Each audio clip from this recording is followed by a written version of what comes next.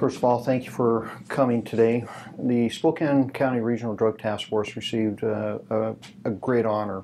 They were picked as the Outstanding Task Force of the Year through their HIDTA efforts, and they did an extraordinary amount of work, and they have been responsible for disrupting drug activity in multiple states.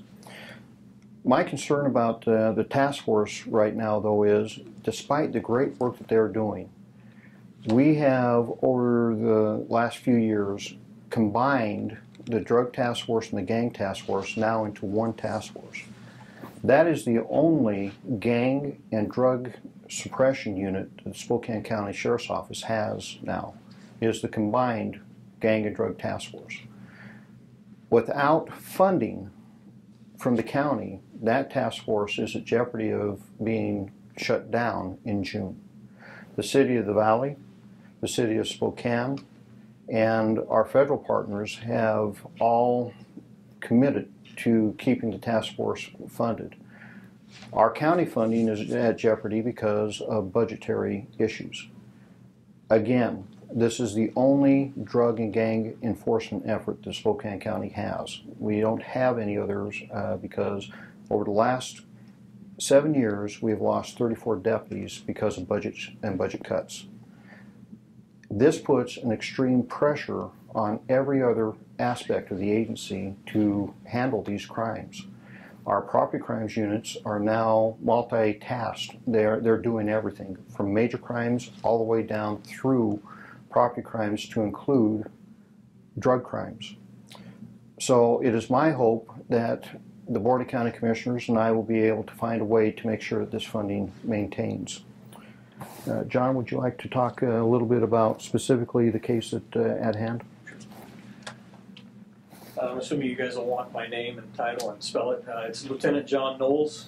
Spelling on the last is N-O-W-E-L-S. I am currently the commander for the Spokane Regional Drug Task Force. Just to clarify some things, this award was given to the Spokane County HIDTA Task Force.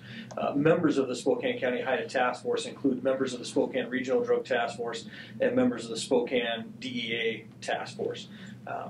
The task force DEA is comprised of DEA agents, the U.S. Attorney's Office, people from the Washington State Patrol, and the Spokane Police Department.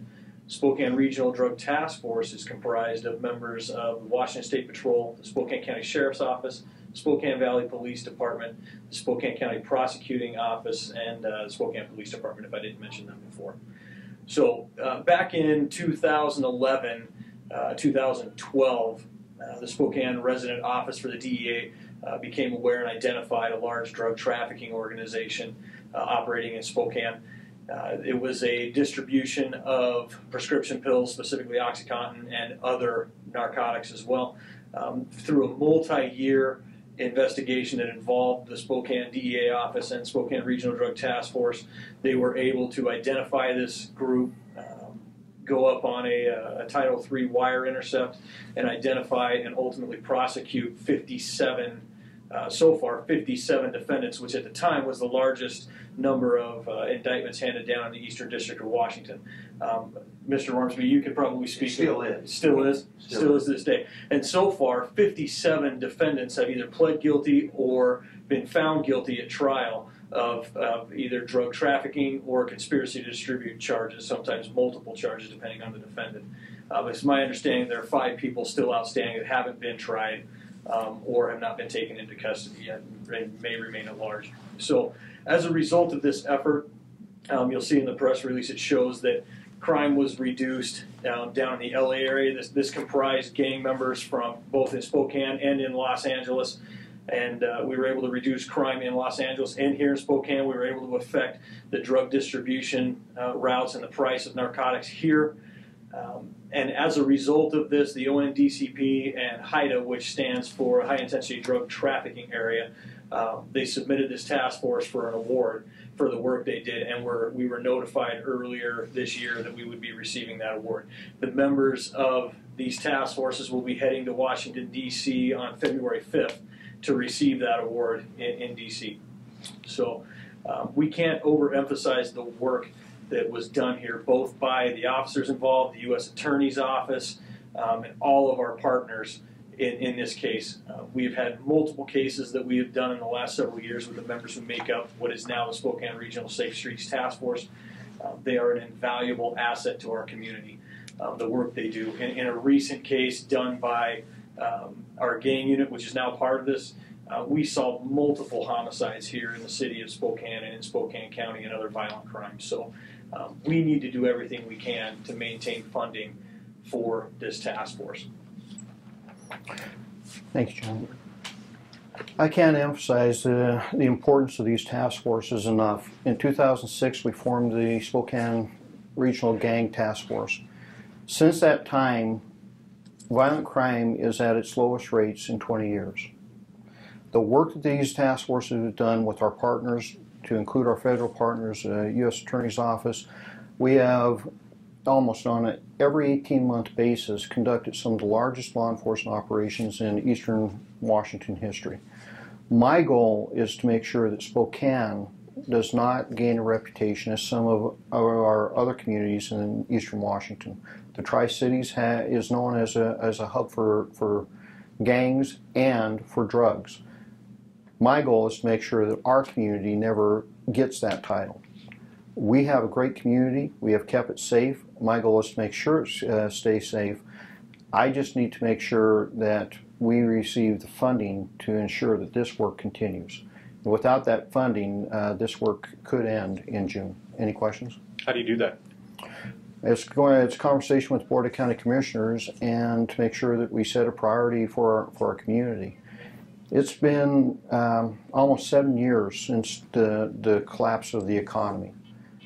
In that 7 years, we really haven't rebuilt our public safety within the county of Spokane for the Sheriff's Office. We're still down 34 deputies. We need to rectify that, and we need to find funding to ensure that we have the law enforcement and public safety network to ensure that we have a strong and safe community. Our economic viability hangs in the balance of our public safety. You can't trade those two off, so you have to make sure that they're funded and funded well. That's going to be the discussion that the Board of County Commissioners and I have, and we have to find a solution. What would happen in June if you were not able to find that funding, and how would it affect your force? The Spokane County Drug Task Force would no longer exist. We'd have to pull out. For Spokane County, again, that means we would have no more gang or drug investigations within the county. We'd do it piecemeal. So it is very damaging. We would not be able to keep a lid on the things that we've been keeping at bay. We've watched as eastern Washington has fallen almost county by county. You know, you have Yakima, you have the Tri-Cities, you have Grant County, extreme gang issues. We've been able to keep that at bay here in Spokane County because of the great work that we have and the partnerships that we have. The drug trade, we aren't known as a hub. We're on I-90, folks. That could very easily happen to us. So you have to make sure that you stay vigilant and you have to fund your public safety. There are priorities of government. Give me an idea of the current funding. Where are you at now, and how much more do you need to stay viable and to stay around past June? From the county, we need roughly about $250,000 to stay viable. And, you know, that's really a drop in the bucket when you take a look at all the budgets that the county has. So that's the amount that we need to ensure that we move forward. A lot of this pressure is because funding sources from across the spectrum, both the federal, state, and local levels, have dried up. Just recently, there were some rulings or policies set by the DOJ that you know, Mr. Holder decided that we're not going to be sharing drug seizures as much. All those pots of money add up to what keeps the gang and drug task forces in this community and, quite frankly, across the nation alive. So it's almost like we're being sent a message that drugs don't matter anymore. Well, I was going to say, with regard to the funding sources, is this a matter of, you're all vying for that same, that same pot of money? So is it a case of, if you get the money, it's a case of Peter, robbing Paul? It comes from something else? It's worse than that. Is the it? pot Yeah. is shrinking and almost non-existent at this point. Mm.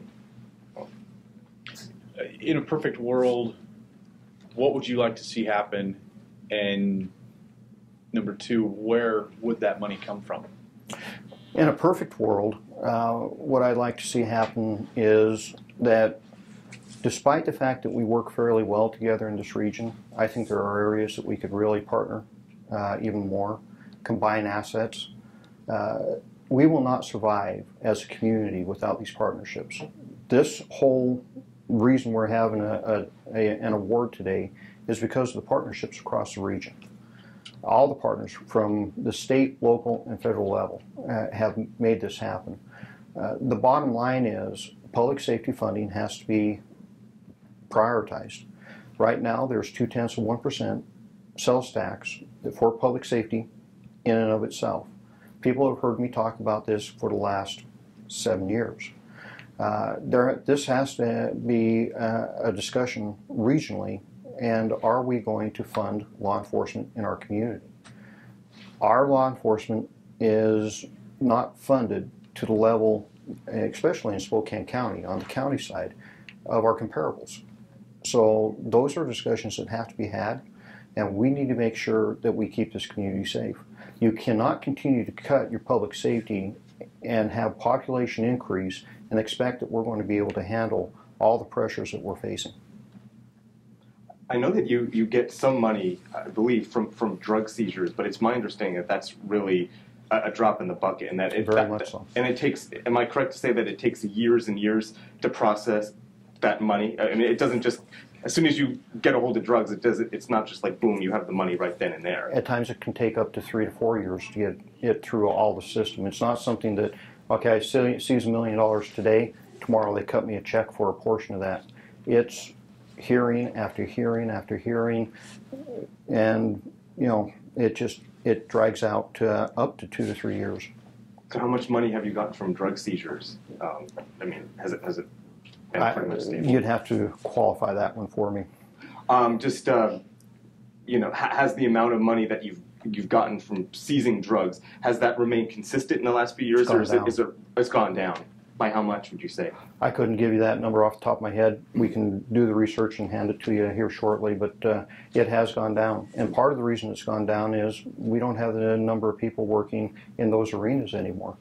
At one time I had 18 property crimes detectives. I have 8 left. Most areas have totally cut their gang and drug investigations out, and we've been able to piecemeal and keep that hanging on. This is the last, basically the line in the sand. This is the last unit we have dedicated to this effort. We can show you how successful it's been since 2006 on both the gang and drug side, and now we've combined those efforts to make it a stronger, more viable unit, and now we need to make sure that we fund it. Sheriff, so would that funding then come from, essentially, are you asking for, say, a tax increase to fund that, or where specifically would that money need to come from? That will have to come from the county general budget. That's where the funding is going to have to come from. And sooner or later, the county commissioners are going to have the discussion of how they find revenue for the general fund. We're not seeing increases in the revenue. Matter of fact, there's a lot of concern about the general revenue right now. How many members make up the Drug and Gang Task Force? Combined, we're at 18 or 23 now. 15 right now. 15? 15. And if that doesn't continue, then those officers are gone. They're not relocated. They're done. From the county's positions, we will be cutting those positions. For the rest of them, they'll probably be piecemealed and put back into the organization somewhere. But the task force will no longer exist. It's funny that you mentioned Yakima and Tri-Cities because those are the prior two places, both of which I worked, and I covered a lot of this there. When you see what's happening there, particularly in Yakima, is there some worry that if come June, that ripple effect will extend here to Spokane County? When you don't have anybody keeping the gate closed, the gate gets opened. So that's what we've been able to do. We have been so successful at times, we've been able to go to Grant County, we've been able to help the Tri-Cities, we've been able to help Yakima with their issue. Now, without the task force, we're not even going to be able to do that here locally. Any other questions? Want to add anything? No. Okay. I just want to stress that without partners like this doesn't happen. They've been great partners, and we really appreciate everything that they bring to the table. And I know the city of Spokane couldn't make it here, but they are an integral part of what we do in this task force.